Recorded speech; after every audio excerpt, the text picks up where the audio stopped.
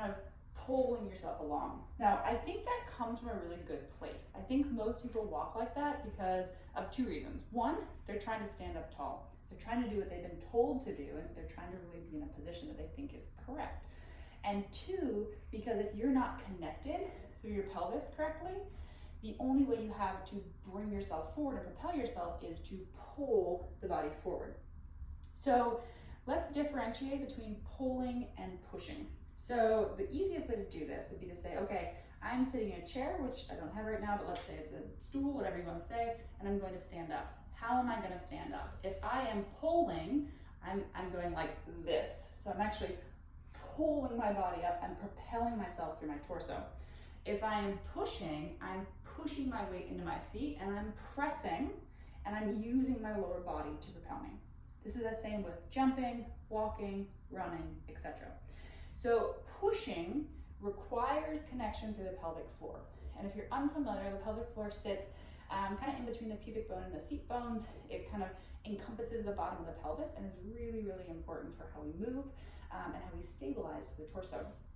I myself had a pelvic floor injury several years ago that it still pops up kind of here and there, but really, really common to have pelvic floor issues after childbirth, after any kind of impact injuries.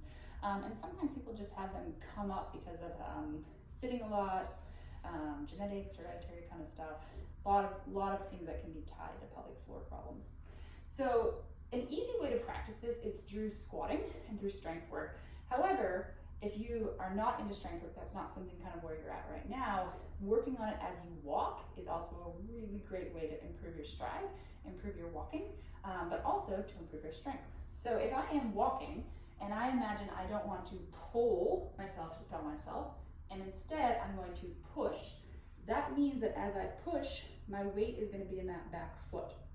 So every step I take, I'm pushing, transferring, pushing, transferring. Now that push comes all the way from my foot, and as you'll notice, I'm kind of rocking up, and that's how we're going to press off the big toe. But really what we want to think about is as you transition and as you step onto your foot, your weight goes on that foot. And I don't mean flop out, everything go out here, but I mean that you feel yourself supporting yourself from that foot all the way up.